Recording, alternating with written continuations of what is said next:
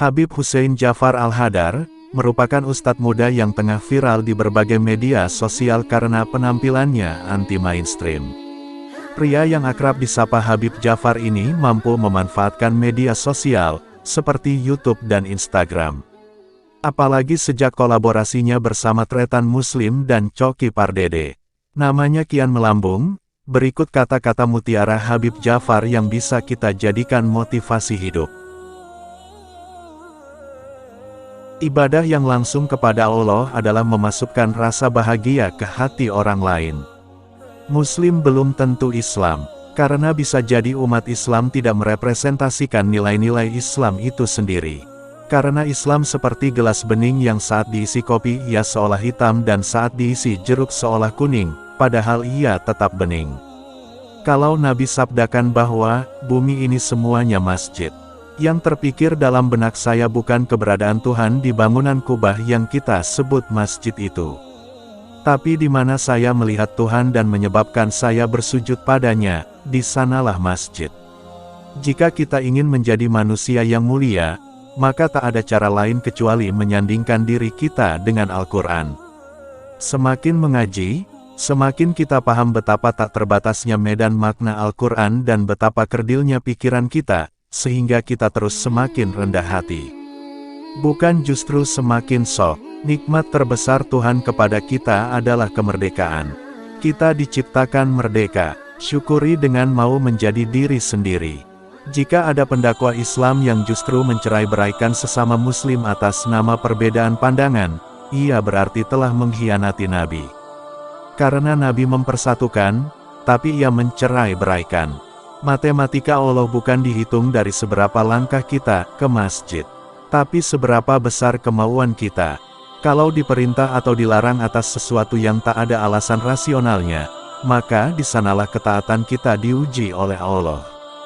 Bagi saya, bentuk penistaan atas Tuhan adalah jika ada orang yang menghina orang miskin atau apapun ciptaannya. Sejatinya menghadap kemanapun, kita melihat kebesaran Allah yang membuat kita menyebut namanya. Bukan hanya di Ka'bah, tapi juga di gubuk-gubuk orang miskin, di rumah-rumah yatim, bahkan di lembaga pemasyarakatan. Dokter dan obat itu adalah perantara untuk mengetuk pintu kesembuhan yang diberikan oleh Allah. Ibarat kata dalam satu taman, semua bunga layu dan masih ada satu yang masih hidup. Ingin fokus kembangkan ke satu yang masih hidup, ketimbang meratapi dan menghakimi yang mati. Jangan sampai setelah berhijrah, ibadah kita menjadi lebih semangat, namun kita menjadi tidak murah senyum kepada orang lain. Jika seseorang itu bukan saudaramu dalam agama, maka dia saudaramu dalam kemanusiaan. Masjid bisa roboh, Ka'bah bisa sepi, tapi hati manusia yang beriman akan abadi dalam ketaatan dan kecintaan padanya. Kita bisa berbeda dalam hal kebenaran, namun kita memiliki visi yang sama dalam hal kebaikan. Dalam kepedihan apapun hikmah yang lebih besar terkandung dibanding kepedihan itu sendiri. Pembelaan atas nama Tuhan sebenarnya hanyalah pembelaan atas ego suatu kelompok saja. Mengalah bukan berarti kalah, tapi justru puncak kemenangan. Pendapat kita benar, tapi bisa jadi mengandung kesalahan. Sedangkan pendapat orang lain salah, tapi bisa jadi mengandung kebenaran. Pertanyaannya, dulu agama turun untuk mendamaikan, sekarang kok justru agama menjadi sumber kegaduhan. Melukai dengan lisan lebih buruk daripada melukai menggunakan pedang.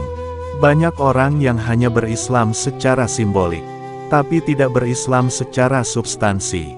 Begitu seseorang merasa pintar, maka saat itu ia berarti bodoh. Sebagaimana begitu seseorang merasa suci, saat itu ia sedang kotor. Kita bisa berbeda dalam hal kebenaran, namun kita memiliki visi yang sama dalam hal kebaikan. Peperangan itu bukan hanya tidak selaras dengan ajaran Islam tapi mengkhianati fitrah manusia yang pada dasarnya membenci peperangan. Semua musik yang mengajak kepada nilai-nilai luhur, kemanusiaan, perdamaian, ketulusan, cinta, kesetiaan, dan lain-lain itu termasuk musik yang baik. Seringkali kita mengkambing hitamkan orang lain atau sesuatu di luar diri kita. Padahal yang bermasalah adalah diri kita sendiri. Begitu pula kadang kita mencari solusi di luar diri. Padahal solusi itu sebenarnya ada dalam diri. Terlihat buruk di mata manusia padahal baik di matanya, itu cobaan yang akan jadi pahala besar. Terorisme itu nyata. Ia membunuh, ia membakar rumah ibadah. Sesedikit apapun teroris itu, mereka mengerikan.